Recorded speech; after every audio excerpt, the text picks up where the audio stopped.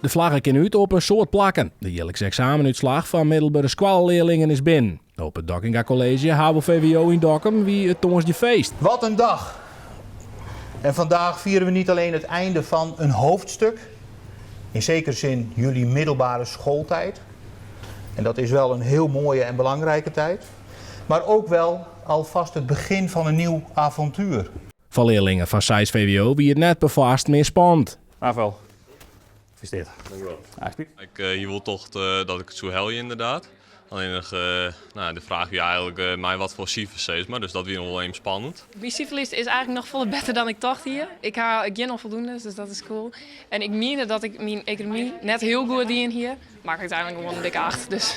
Hoe het algemeen binnen de centrale examens goed maken op het Dockinga, constateert de directeur. In totaal van HAVO-VWO hebben zo'n 120 kandidaten examen nodig. En daarvan is bijna 80% al slagen. Dus dat belooft wat voor het eindresultaat. Ik hield wel trooi, hè. Ik had ook eerst een tweede correctie. Dus ik heb het oordeel van het loon gewoon. En ik toch wel bij het meisje, dat had hij van mij toch beter dienen. Dus daar ben je wel trots op, ja.